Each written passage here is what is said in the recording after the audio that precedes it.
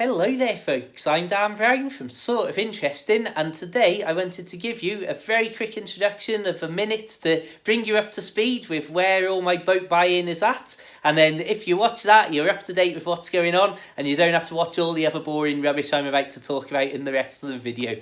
Right, so let's dive straight in. I was hoping that I was going to sneakily be able to surprise you all this Sunday with this video, and that it would be filmed on board the new boat that I had bought, paid for and signed the contract. Sadly, however, when I went to the Marina to have a second viewing of that boat to check a few things out and then make an offer, the boat had already been sold, which I've got to be honest, really deep down, very bitterly disappointed about that. I honestly really was. Then I've been out for a second viewing on another boat, which I was intending to make an offer on, but I've decided to hold back and just have a think about it and do some sums, as it needs a bit of work doing on the inside and what have you. So we'll see. I mean, that boat could be sold by the time I get back to it. Who knows? But it's life, and you've just got to roll with the punches and get on with it. So what's going on in all this chaos at the back? This is basically all of my furniture that I'm now sorting out to sell, as I have handed in my final month's rent and got a final date at the start of May as when I will be out of here. So again, that's a good amount of time. It's not making me panic buy a boat or anything, but my goodness me, pretty much all of this has got to go. And the Banana Box studio, my friends, is now going to be turned into the Banana Box storage and removal facility. Right, that's where I am with boat life and all the rest of it, and getting a boat. Honestly, we were so close to having this video coming from my new boat already, but alas, got to be sensible, take me time. Like I say, we're talking 35 grand up in the air budget for this, but want to spend as little as possible on the boat and then spend more doing it up, I think. Anyway, right, that's your update, you're up to speed, let's get on with the rest of the video. Okay then, my friends, so as I say, now that I've got a finite time at the start of May that I've got to be out of here, I suddenly find myself with all this furniture that I've slowly added to the place. Many of you may remember my old videos when I first moved in here, and it was totally empty apart from those two black tub chairs there. Well, basically, I haven't got any room to store any of this stuff, and a lot of it won't fit or won't be suitable for what I want on a little narrowboat. So we've got bedside tables, we've got chest of drawers, we've got two desks, we've got the tub chairs, we've got the sofa, we've got this glass table and chair set, the matching chairs over there, and yeah, it's all got to be sold, along with my actual bed frame and stuff like that. So there's a lot to be getting rid of here. I mean, even things like, I'll put the original light bulbs back into these fittings that were obviously originally here. And even things like selling off things like that, like my colour changing light bulbs, that'll all be figured out and dealt with. So yeah, I've been getting rid of a lot of things at the moment, over the last few weeks, sorry. And at the moment, I'm coming down to just the big awkward things that I'll have to get rid of. Even things like that chipboard there, sadly, was once my model railway layouts that I spent a lot of money and well in excess of 100 hours building up this model railway layout. And it got to a point where I just had to accept it's not viable for doing on a boat on that scale, but I will be starting a small N-gauge scale model railway at some point. But that's for something to decide in the future. Obviously, things like the Banana Box studio boxes have been great for soundproofing and reducing the echo, but obviously now they're going to be very useful for actually moving all my stuff. Same with the airbeds, I'll keep those, but those have been used for reducing the echo, believe it or not. This is how mad my life and the relationship to YouTube has been, which is why I wanted to take a break over recent months, as some of you may know I've had. So obviously those are easy enough to break down into almost no space at all, so I'll keep hold of them because it's always useful. So as you may see, I have got my desks that are real actual desks just there, but despite having two of those, what have I actually been using as a desk over goodness knows how long? Why, of course, it is two sort of plastic, almost craft style storage drawers with a piece of chipboard literally just rested on the top of them. So I've had like a computer linked up to the TV to use that as a big screen, and had a keyboard and mouse set up, but obviously it's all it's a very makeshift, simple layout there. So ultimately, I will be considering when I'm looking at boats and looking at different layouts that I can have on a boat, thinking of all this chipboard that I've got here, like that piece there, and obviously that piece on the back wall there. I can obviously make some very simple rudimentary furniture if I want to fold in, or very simple put together to build up and take down desk or something like that. Then obviously I've got a decent section of wood here that can be used for that. Or even if I want to just make some sort of fake little cupboard or little drawers or something to pull out from under a bed, something like that, just cut down and stuck together. Nice simple solution there. But obviously we need a boat before we get into too much detail with that sort of thing. I do have a boat. Thank you very much, NB, for this little creation here. Absolutely lovely little boat. Don't know, looks like it might be about a 52 footer maybe a little bit big still for what I'm after, but who knows. Anyway, I just wanted to give you this quick update just so you could see the general fun and games that I'm having of basically I need a boat, I am out of here soon and I need to get rid of all this stuff. I've got to be completely honest that a lot of people have always said that my place has looked very bare and very Spartan and unlived in, because I like everything to be very plain, as you might tell from how simple and angular everything is, even with all the junk just put in this room ready to sell. But the amount of stuff, like just stuff from in the drawers there, just the rubbish that I've managed to collect in the last 2 years is unbelievable. And then there's all things like the lamps, and particularly the big lamp that I don't see a position for on a narrowboat, or certainly not on a boat that I would be interested in purchasing. It's amazing, like just how many little things like that I'm finding and thinking, oh yeah, I've got to sell that too, oh I've got to sell that too, oh don't forget that. I mean, something like my television, for example, it's a Philips 42-inch 4K Ambilight TV, so it's got lights on the side and it's all madness, but it's a great television. I mean, I can't fault it. It's a really good quality television. But something like that, I've decided I'm going to give that to my mum as a gift, just because really. But again, things like that, you then look at the wires that I've got and like the plug socket extensions and all the associated bits and pieces and HDMI cables, like just the amount of junk that somehow can surround one simple item. And the worst thing about the TV, if we pan around, I've got it switched off, so I'm filming this out of sequence, but the worst thing with the TV and the amount of junk that I've got and cables and stuff is that the TV hasn't been plugged into the actual aerial, which the socket in the wall is over there somewhere, for most of its life basically. And yet still, even without its primary function as a television connected into an actual TV aerial, I still managed to have an entire, well, I think you can probably see them, like these little baskety drawer things filled with wires and stuff associated with it. And that's what's really caught me off guard when I've been coming to clear stuff out. Just the amount of junk that comes with everything. And the amount of junk that comes with other junk. Anyway, speaking of junk. Oh, what a terrible segue that was. Wow, what's this just casually lying on this table? My Narrowboat Life from beginning to end by me, Daniel Mark Brown. Well, that looks like a good read if I do say so myself. Yeah. If anyone's interested, especially now of all times when I'm looking to buy a boat, anybody who's read my books or intending to take a look at my books, it really does mean the absolute world to me at the moment. It's very much appreciated. So you can get this as a paperback from Amazon or as a Kindle. This is a collection of shorter books that I've released as Kindle books, so please do check that out. Search for The Narrowboat Lad or the title on Amazon, or visit narrowboatbooks.com to go straight to my Amazon page. And even, ignoring that, check the links in the video description to go straight there. Right, that's enough selling out.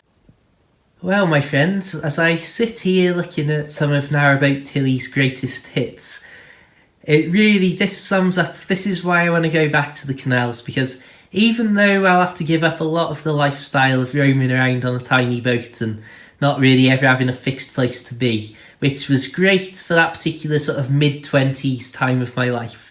Looking at it for the long term, obviously I've got to think about what I'm physically going to be capable of doing as part of a working day and stuff like that, in terms of the massive bike rides that I used to make up the vast majority of my commutes and travelling. And obviously, again, just like with choosing a boat, don't rush it, be sensible and weigh up the options. But if this means that I've got to get a car and have a marina mooring and stuff like that. I mean, I'm intending to have a car hopefully in September. I've got to learn to drive first, so that's a big if. But basically, like I say, there's a lot of things that I still need to do to set up a little boat life properly for the long term. Obviously, getting a boat is the first thing that I want to do, and the first thing I want to do before I spend money on things like driving lessons and a car, because then I can budget for those based on how much the boats cost and how much boat life's costing me at that particular point.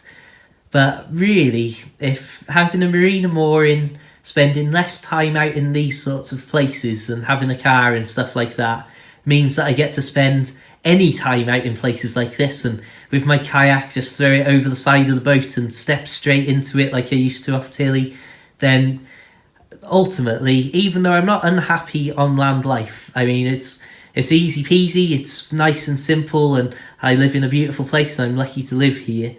But being able to just spend, even if I spend 6 months in Marina, 6 months out of Marina, like alternating every other month in and out, just to be able to spend more time back out on the canal in exactly these places. I mean, how beautiful. I mean, just look at that.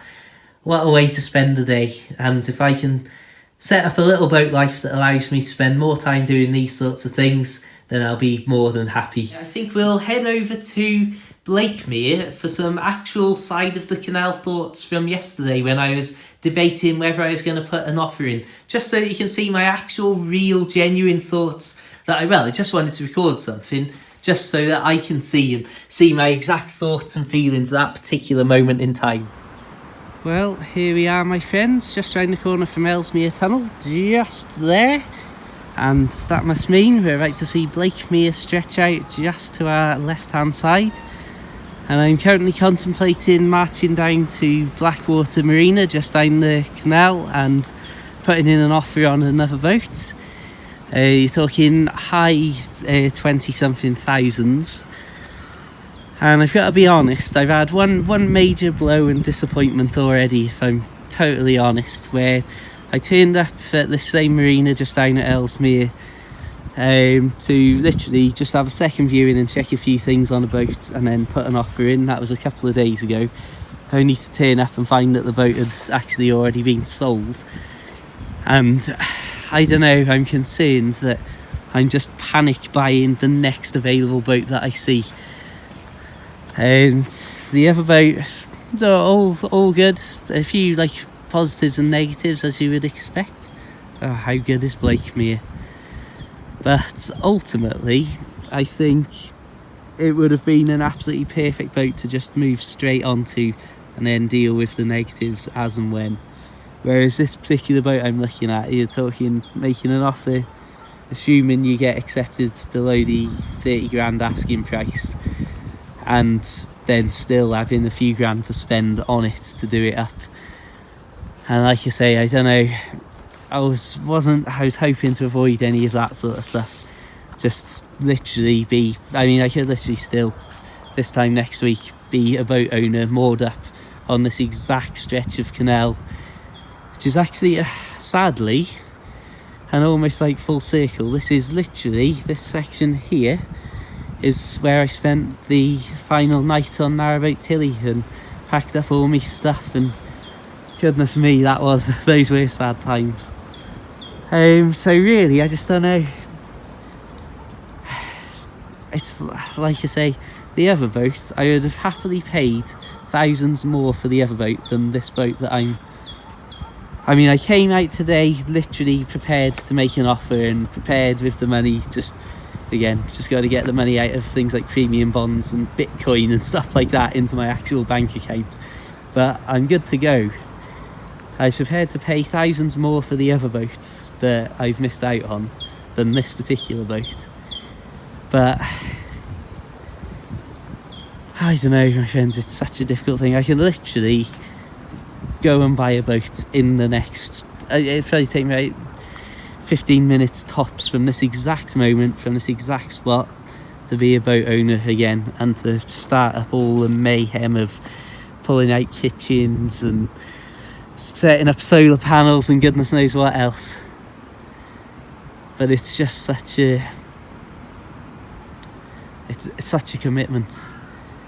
And as many of you know, I'm all about no debt. I'm all about incredible sense and reason and precaution when spending money. So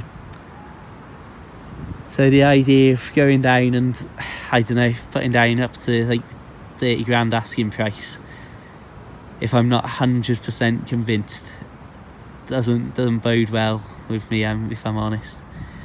I feel less inclined to make an offer now than when I came out. I mean, I literally if friends and family know that my intention was that by this time already today, before 10 a.m, I wanted to own a boat. And now here I am thinking, and I think if I hadn't seen the other boat first that I'd missed out on, then I'd be looking at this other boat without having that high standard sort of making me look at it in more of a negative light by comparison, I suppose. Oh my goodness me, it's been a long time since I've done a video like this, just pointing the camera and saying random words out in the middle of nowhere. Just think I could be moored up here in a couple of days on my new boat.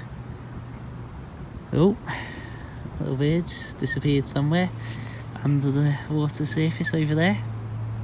Let's wait for him to come up. Oh, the drama. Oh man, I could literally be back on a boat in a matter of days.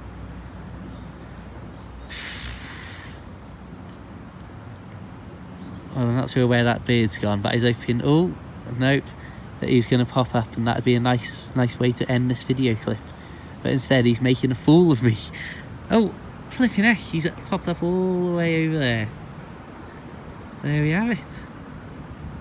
Couldn't identify that with any clarity, if I'm completely honest, from this distance. White and black body. Anyway, I'm going to walk down to the marina and hopefully have a decision by the time we get there. I've got to be honest, I'm completely honest in my heart of hearts right now. I think I'm going to walk away empty-handed for the second time in a week, which, to be completely honest, I mean, there's 2 times that I've cried at this exact spot. Once was just here on the last ever night on Tilly, and once was when I first had my big trip bringing Tilly back to this area from Stafford, and I walked down from Colmere just upstream, or just downstream rather, and walked along here. I was trying to film my videos and say, oh look at this, we're back. And honestly, I just went to pieces. I think it's just the overwhelming relief of being back in the area where I could get to and from work and friends and family and that. But then equally, I think it was the overwhelming thing of flipping heck, I live on a boat and now I'm actually back in the area. I've got to actually live on a boat, and this is it, it's actually happening after the years of thinking about it. Good grief. I can only apologise. I know this is first world problems of, oh, there's boats and I don't know which one to buy, and all. I mean, I'm extremely lucky to be in a position to actually be able to buy one and buy like a 45 footer and drift off and not worry about too much, apart from all of the things that I would obsess over instantly as soon as I'd sign the paper. Oh, my friends. Good grief. Good grief. Right then, I'm going to stop filming now because I'm starting to feel a little bit down, if I'm honest. Because I'm going to go and pay my last month's rent this afternoon.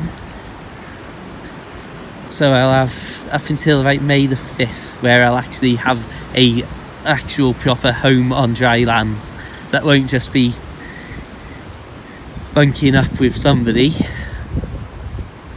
But then I could literally just go in and make an offer and that can be it. And I'll never think about that sort of stuff again. Thank you so much for tuning in. Please do consider checking out my other videos, loads of this sort of boat life stuff from the good old days on Narrowboat Tilly. It would really help me out, particularly at this time heading into buying a boat. If you want to check out my short boat life books available for the Kindle, and my little paperback book that's a collection of some of my shorter Kindle books, then please do check the links in the description or search for the Narrowboat Lad on Amazon. I greatly appreciate anybody who's read my books in the past, and certainly now it's very, very, very much appreciated to everyone who's supporting me and reading those books and stuff. So thank you so much. And well, I'll just say thank you for absolutely everything over the years. I hope to be out filming in beautiful places like this again soon. It's not going to be a mad YouTube adventure like it was in the old days, where at some point I was posting a video every weekday, week after week, and crazy stuff like that. But I will hopefully be posting better videos, more considered and of a better quality than many of my old videos from Tilly. But until the next time, thank you for everything. Have an absolutely fantastic day. Keep it boat worthy, keep it interesting, and of course, my friends, farewell.